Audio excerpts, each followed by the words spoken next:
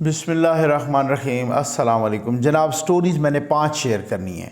Army chief نے عمران خان کے ساتھ ملاقات کرنے سے انکار کر دیا۔ اندر کی کہانی کیا ہے اس پہ تفصیل سے بات کرنی ہے۔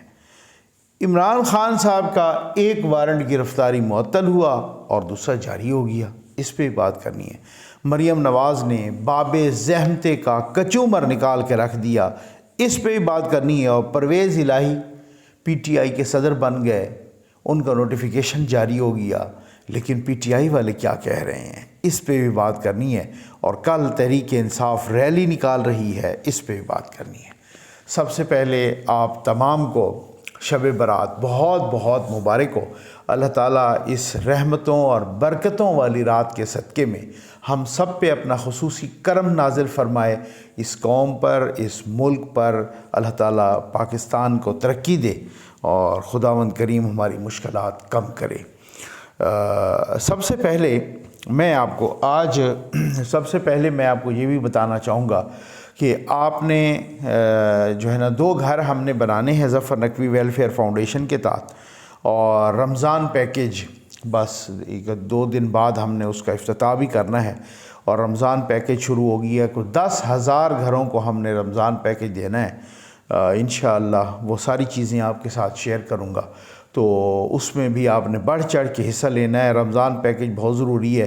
میرے کچھ دوست یہ شاید سمجھ رہے ہوں، بزرگ بیٹے بیٹیاں بھائی بہنیں، کہ جی رمضان جب پیکیج آئے گا رمضان تو اس وقت ہم نے پہلے تیاری کرنی ہے بھائی، وہ بہت کچھ کام کرنا ہوتا ہے، اور کوشش یہی ہے کہ رمضان کی 5 تاریخ تک یہ سارا کچھ تقسیم ہو جائے، آ جائیں۔ سب سے پہلے تو میں آپ کو ایک کلپ سنواتا ہوں، آپ ذرا زبان کی شیرینی ذرا تھوڑا سا آپ ملاحظہ فرمائیے۔ شیرینی تو خیر میں کہہ رہا ہوں، یہ ایسی شب تو نہیں ہے کہ اس میں اس طرح کی باتیں سنوائی جائیں، لیکن مجبوری ہے۔ آپ چیک تو کریں، یہ صاحب ایکس منسٹر بھی ہیں، ایم پی اے بھی ہیں، پارلیمنٹیرین ہیں ایک قسم کے، ٹھیک ہو گیا، اور جناب یہ تحریک انصاف کے بہت کرتا دھرتا بھی ہیں۔ یہ آپ ذرا تھوڑا سا تہذیب دیکھ لیں، یہ ذرا آپ تہذیب دیکھیں، ذہن میں کیا گٹر بھرا ہوا ہے، یہ سن لیجئے۔ دنیا جتنی بیگم صفدر کو جانتی ہے اتنی سنی لیون کو بھی جانتی ہے۔ بیگم صفدر کہتی ہے میرے پاس جنرل فیض کے جنا ثبوت موجود ہے کہ اس کے پاس بھی جو ہے نا بڑے بڑے دلکش ثبوت موجود ہیں۔ کل وہ بیگم صفدر کہتی ہے جناب کہ عمران خان کو نواز شریف سے بہادری ادھار میں لینی چاہیے۔ یہ تو بالکل ویسے ہی ہے کہ کوئی کہے کہ سنی لیون سے جو ہے وہ غیرت ادھار پہ لے لو، اور کل تو بلا وجہ بھٹو بھی بڑا لیک اور چیک اور میک کے بڑا عالمی لیڈر بنا ہوا تھا۔ اس کو گرفتار کیوں نہیں کرتے؟ اس کو گرفتار کرو بلا وجہ۔ بھٹو صاحب، اگر آپ بھٹو خاندان اور زرداری خاندان میں نہ پیدا ہوتے تو الماس بوبی نے بھی آپ کو اپنا ملازم نہیں رکھنا تھا۔ اس مونچھوں والے باندر وزیر لاقانونیت رانا ثناء اللہ، اس کے خلاف اب آپ اندازہ کیجئے، آپ مہذب زبان سن لیجئے، سن لیا آپ نے؟ اچھا آ جائیں، چلیں اب اس پہ تبصرہ کرنے کی ضرورت ہی نہیں رہ گئی۔ آرمی چیف نے عمران خان کے ساتھ ملاقات سے انکار کر دیا، ٹھیک۔ یہ کہاں سے شروعات ہوئی، پھر اس کے بعد میں آپ کو ابھی بتاتا ہوں سب کچھ، جو اصل کی کہانی کیا ہے، کیونکہ جس نے شروعات کی، جس بات کی، اس میں بہت ساری باتیں چھپائی ہیں۔ کامران خان صاحب آپ کو معلوم ہے کہ معروف صحافی ہیں، اینکر پرسن ہیں، اور بعض لوگ انہیں یوتھیا پرسن بھی کہتے ہیں وغیرہ، اس کو چھوڑ دیجئے۔ انہوں نے کل ایک ٹویٹ کی کامران خان نے یہ کہا کہ جنرل عاصم منیر ملک کی چوٹی کی بزنس لیڈرشپ کے ساتھ کل شب ملاقات میں بتایا کہ انہوں نے صدر عارف علوی کے ذریعے عمران خان اور وزیر اعظم شہباز شریف ملاقات کا پیغام بھیجا تھا، مگر خان صاحب نہ مانے، بلکہ آرمی چیف سے ملاقات کی خواہش کا اظہار کیا۔ جنرل عاصم نے کہا کہ وہ سیاسی عمل میں مداخلت کے لیے تیار نہیں، ٹھیک۔ یہ کامران خان نے یہ ٹویٹ کیا ہے۔ اچھا، اس ٹویٹ سے یہ لگ رہا ہے، اب بعض لوگوں نے اس پہ بڑے تبصرے کیے، اور اس ٹویٹ سے یہ لگ رہا ہے، میں اس ملاقات کی اندر کی اور بھی کہانی بتاتا ہوں۔ اس ٹویٹ سے یہ لگ رہا ہے کہ کہ جی آرمی چیف نے کوئی اسپیشل پیغام بھیجا ہے عارف علوی کے ذریعے کہ عمران خان سے کہیں کہ آپ ملاقات کر لیں وزیر اعظم شہباز شریف صاحب سے، لیکن خان صاحب نے بالکل انکار کر دیا ہے. ٹھیک، اچھا. اور پھر خان صاحب نے کہا کہ نہیں، میں نے آرمی چیف سے ملنا ہے. آرمی چیف صاحب نے یہ کہا کہ میں سیاسی عمل میں کسی قسم کی مداخلت نہیں کرتا. یہ کامران خان نے آدھا سچ بولا ہے، بددیانتی کی ہے. میں بتاتا ہوں معاملہ کیا ہے. معاملہ یہ ہے کہ صدر عارف علوی جو کہ ایک عمرانڈو اور یوتھیا صدر ہے، وہ صدر تو ہے ہی نہیں، معاف کیجیے گا، انہوں نے پہلے جنرل باجوہ کے ساتھ بھی متعدد بار عمران خان کی ملاقات کرائی کہ کسی طریقے سے، اور ہر ملاقات میں عمران خان نے یہی ان سے مطالبہ کیا کہ ان کو بھگائیں اور مجھے لائیں، الیکشن دوبارہ کرائیں. انہوں نے کہا کہ یہ نہیں ممکن. پھر اس کے بعد اگلی دفعہ وہ عارف علوی کو کہتے، عارف علوی دفعہ پھر جنرل باجوہ کو گھیر گھور کے جناب اس میں وہ پھر ملاقات کروا دیتے، پھر انکار ہو جاتا، پھر بعض اوقات ملاقات کے اندر بھی تلخیاں پیدا ہو جاتی وغیرہ. اب بھی یہ ہوا کہ صدر عارف علوی نے دوبارہ اسی طرح کی کوشش کی، اور میں نے آپ کو بتایا تھا کہ یہ کوشش اسی وقت سے شروع ہو گئی کہ جب آرمی چیف نے بالکل نئی اپائنٹمنٹ ان کی ہوئی تھی اور صدر صاحب سے ملاقات کی. کیونکہ بدقسمتی سے صدر صاحب، آپ کو پتہ ہے کہ وہ آرمڈ فورسز کے سپریم کمانڈر ہوتے ہیں، اور بدقسمتی سے وہ ایک یوتھیا ہے. ٹھیک، اچھا. انہوں نے اسی وقت ادھر ہی موبائل نکالنا شروع کر دیا کہ جی میں آپ کی بات کرواتا ہوں، تو آرمی چیف نے ادھر بھی انکار کر دیا. بالکل ان کو جو ہے نا صاف انکار کیا تھا. اس کے بعد بھی کئی دفعہ کوشش کی گئی کہ کسی طریقے سے، اچھا پھر ڈائریکٹ ان سے بات ہوئی. انہوں نے کہا کہ جی عمران خان سے ملاقات، تو انہوں نے کہا کہ یہ اب آپ اس نے کس طرح سے گھمایا ہے بات کو، اصل بات کیا ہے. انہوں نے کہا کہ نہیں، میں کسی سے ملاقات نہیں کرتا اور نہ ہی کسی سیاسی عمل کا حصہ بنتا ہوں. عمران خان نہیں بلکہ کوئی بھی سیاسی لیڈر دوسرا ہو کسی سیاسی جماعت کا، میں اس سے نہیں ملوں گا، نہ ہی میں اس سے ملاقات کروں گا. اور ہم نے یہ پکا انسٹیٹیوشن کا فیصلہ ہے. البتہ جو حکومت میں ہوگا تو اس کے آرمی چیف کے ساتھ ملاقات ڈیفینیٹلی وہ ایک آئینی اور قانونی عمل ہے. تو اس حوالے سے ہاں، آپ اگر کہہ رہے ہیں تو پھر آپ کہہ دیں عمران خان صاحب سے کہ وہ جناب بیٹھ کے وزیر اعظم صاحب کے ساتھ معاملات طے کر لے، یہ آپس میں ملاقات کریں. اب عارف علوی صاحب نے وہاں پہنچائی یہ بات، اور عارف علوی صاحب کو انہوں نے انکار کیا. آگے سے لاڈلی فرمائش رکھ دی کہ جی میری ملاقات ان سے کروائیں. انہوں نے کہا جی میں نے آپ کو پہلے ہی بتا دیا تھا کہ میں ملاقات نہیں کروں گا. یہ بات تھی. اس کو کس طریقے سے توڑا مروڑا گیا، کس طریقے سے ہوا. اس ملاقات میں بہت سارے چوٹی کے نامور بزنس مین تھے. اس ملاقات میں اسحاق ڈار صاحب بھی تھے. اسحاق ڈار صاحب نے پوری بریفنگ دی IMF کے حوالے سے، اور پھر آرمی چیف نے پورا اعتماد دلایا، اور جتنے بھی بزنس مین جن کے کوئی ریزرویشنز تھے ان کو بھی کہا کہ یہ جو معاہدہ ہے یہ ان کے ساتھ بھی ہو جائے گا، IMF کے ساتھ، باقی بھی دوست ممالک ہماری مدد کریں گے. گھبرانے کی بالکل بات نہیں ہے. ہم نے سب نے مل کر پاکستان کو ان مشکلات سے نکالنا ہے. یہاں یہ کوششیں ہو رہی ہیں، سیاسی لنگڑے کی دوسری طرف وہ کوششیں ہو رہی ہیں. آپ اندازہ کیجئے، فیصلہ خود کیجئے پاکستان کے لیے کون کیا کر رہا ہے.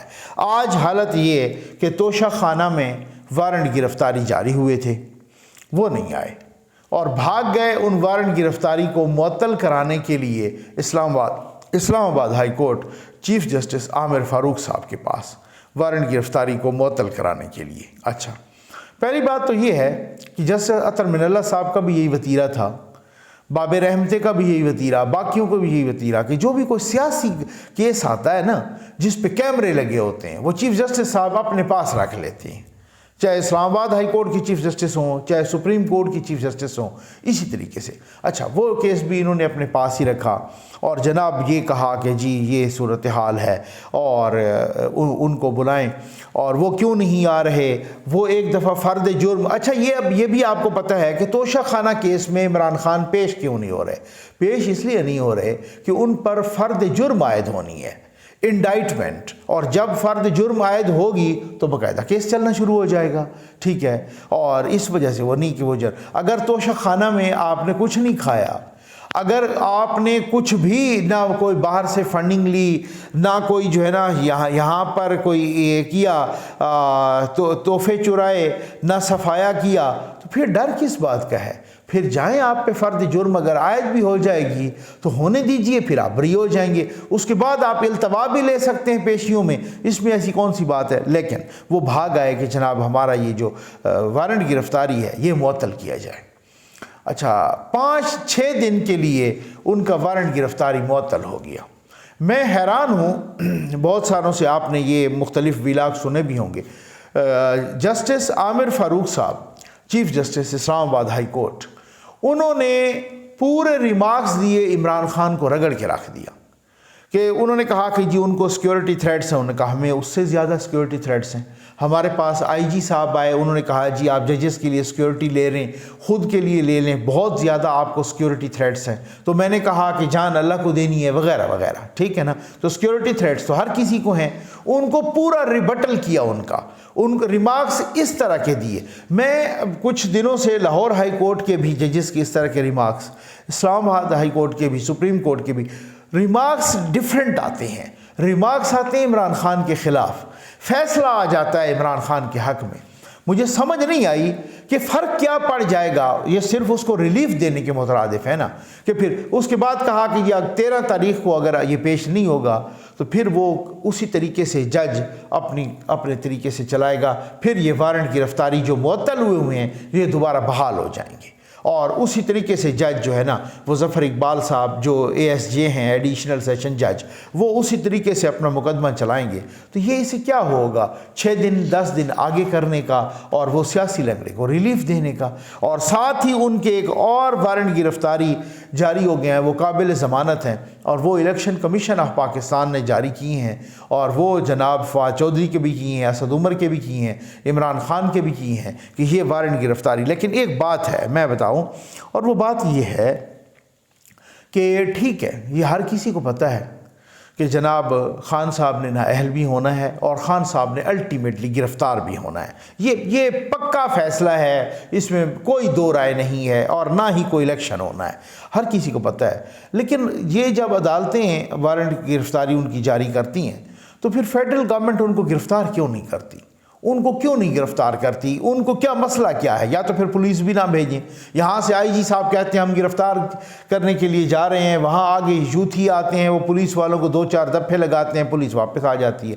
پھر یا تو جائیں نہیں یا گرفتار، یا پھر بتائیں کہ ہم گرفتار کرنا نہیں چاہتے، کیونکہ ریاست جب کرنا چاہتی ہے گرفتار تو پھر کوئی نہیں روک سکتا۔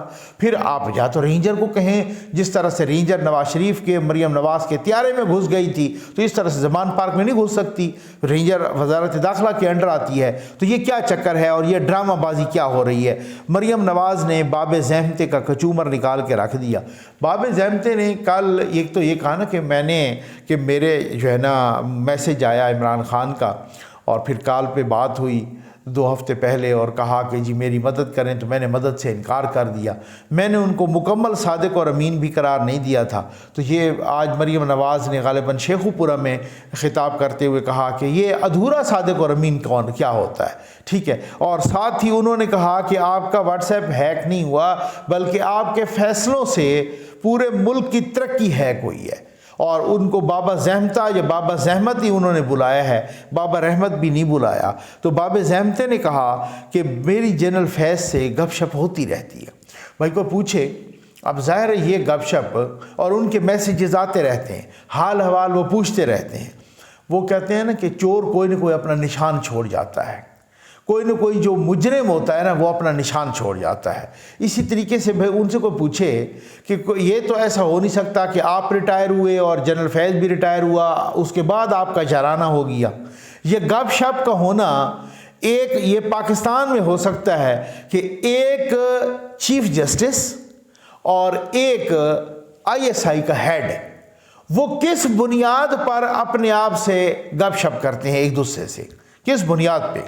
کوئی ہے لاجک، کوئی اخلاقیات بنتی ہے، کوئی قانون، کوئی آئین، کوئی اخلاقیات، کوئی رواج، کوئی ٹریڈیشن اجازت دیتی ہے، کوئی ملک کا آئین کوئی اجازت دیتا ہے, کوئی قانون اس کو پرمٹ کرتا ہے کہ ایک chief justice I S I کے ہیڈ سے بنا کے رکھے؟ اسی وجہ سے تو وہ کہہ رہے ہیں, پھر انہوں نے ہی اثر رسوخ کیا, پھر وہ سارا کچھ ہی جناب یہاں کھلایا پلایا, انویسٹمنٹ کی, سارا کچھ یہ کیا. تو یہ کس بنیاد پہ آج تک بھی میسیجز ہو رہے ہیں, اور کس بنیاد پہ آپ سب کو جناب ان کے فیسیلیٹیشن کے لیے میسیجز کر رہے ہیں؟ اب گھیرا تنگ ہو رہا ہے, اب پتہ چل گیا ہے. تو جب پتہ چلا کہ جی گھیرا تنگ ہو رہا ہے, اس کے بعد کہا میں کیوں کروں گا اس کی سہولت کاری.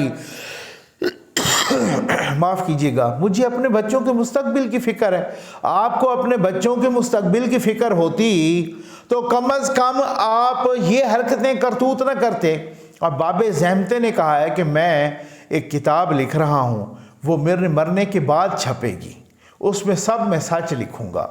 تو اس کا مطلب یہ ہوا کہ آپ کا پکا پروگرام ہے کہ بندہ مر جاتا ہے کوئی تو وہ کہتا ہے یار بس ٹھیک ہے, اب اس کا معاملہ اللہ پہ چھوڑ دو. آپ کے پیچھے کتاب پڑھ کے سارے, اس کا مطلب ہے آپ کہتے ہیں کہ لعنت کا یہ سلسلہ ہے یہ آپ کے مرنے کے بعد بھی جاری رہے. آ جائیں بھائی, بڑا دلچسپ سا ٹاپک ہے. پرویز الہی پی ٹی آئی کے صدر بن گئے, ٹھیک. اچھا مزے کی بات بتاؤں, اس صدر صاحب کو جو نوٹیفیکیشن فواد چودھری نے دیا ہے صدارت کا, کیا بات ہے, ٹھیک ہو گیا نا جی. فواد چودھری نے صدارت کا نوٹیفیکیشن دیا. کس بھاری دل کے ساتھ بیچارے نے, فواد چودھری نے اس صدارت کا نوٹیفیکیشن دیا ہوگا پراپرلی کہ جی یہ وہ صدر بن گئے ہیں. کل تو اسی فواد چودھری کو اس نے کہا ہے کہ شکر ہے پھڑیا گیا ہے, ٹھیک ہے نا. یہ بڑا شیطان تھا, اگر یہ پہلے پھڑیا جاتا, اگر یہ پہلے پکڑا جاتا تو ہمارا کام آسان ہوتا. یہ تو انہوں نے کیمرے کے سامنے کہا, اور آف دا ریکارڈ جو ان کو پتہ, جو ان کی گفتگو لیک ہوئی فواد چودھری کے بارے میں, اس میں تو انہوں نے ماں بہن کی گالی دے دی ان کو, فواد چودھری کو. اور شکر ہے کہ یہ پکڑا گیا ہے, اور یہی سارا انہوں نے عمران خان کا دماغ خراب کیا ہوا ہے. اور یہ اگر پہلے پکڑا جاتا تو یہ پھر اس کا مطلب ہے کہ ہم جو ہے نا اس حوالے سے بہت ہماری آسانی ہو جاتی. عمران ریاض خان, انہوں نے اس نوٹیفیکیشن کو ٹیگ کر کے ٹویٹ کی ہے کہ پرویز الہی پی ٹی آئی کے صدر بن گئے. ابھی سمجھ نہیں آئے گی مگر عمران خان نے غلطی کر دی. بھائی عمران خان نے کون سی غلطی نہیں کی؟ وہ کہتا ہے میں نے جسٹس قاضی فیض عیسیٰ کے خلاف میں نے ریفرنس بھیجا, وہ بھی میری غلطی تھی. میں نے وہ کالے دھن کو سفید کرنے کے لیے ایمنسٹی اسکیم, وہ بھی میری غلطی تھی, ٹھیک ہے نا. وہ پتہ نہیں کیا کیا, جنرل باجوہ کو ایکسٹینشن دینا, وہ بھی میری غلطی تھی. تو جب حکومت وہ شروع ہی سے ان کی ساری غلطیاں ہی غلطیاں ہیں, تو ایک غلطی یہ صحیح. تو خان صاحب نے, اور پی ٹی آئی کے اندر بھی بہت سارے لوگ ہیں جن کو بہت زیادہ ایک بغاوت کی سی کیفیت ہے, وہ بھی یہی کہہ رہے ہیں کہ جی بات یہ ہے کہ یہ انہوں نے بڑی غلطی کر دی ہے, خان صاحب نے بڑی غلطی کر دی ہے پرویز الہی کو صدر بنا کے. اور بات بھی یہ ہے کہ بہت سارے لوگ یہ بھی سوال اٹھا رہے ہیں کہ بھئی صدر کوئی بنے, کوئی ووٹوں سے بنے, کوئی پی ٹی آئی والے, کوئی سینٹرل ایگزیکٹو کمیٹی, کوئی جنرل کمیٹی اس کو ووٹ دے. یہ کیا ہے, کوئی بادشاہت ہے کہ آپ نے اس کو صدر بنا دیا, آپ چیئرمین ہیں اور اس کو آپ نے صدر بنا دیا؟ کوئی بادشاہت تو نہیں لگی. میں آپ کو نا اس ریلی بتانے سے پہلے کہ کل جو ہے نا وہ ریلی نکال رہے ہیں, اور مریم نواز نے بھی کہا نا عدلیہ بچاؤ ریلی. انہوں نے کہا یہ عدلیہ بچاؤ ریلی نہیں ہے, عمران خان کو عدل سے بچاؤ ریلی ہے, ٹھیک ہے نا. تو یہ کل وہ ریلی نکال رہے ہیں, ادھر آ کے عدالتوں میں کہہ رہے ہیں کہ ہم تو پیش نہیں ہو سکتے, ہماری جان کو خطرہ ہے. ریلی میں جناب وہ کہہ رہے ہیں وہ بلٹ پروف گاڑی میں آئیں گے, وہ بم پروف گاڑی میں آئیں گے, ریلی کی قیادت کریں گے, تو وہاں جان کو کوئی خطرہ نہیں ہے.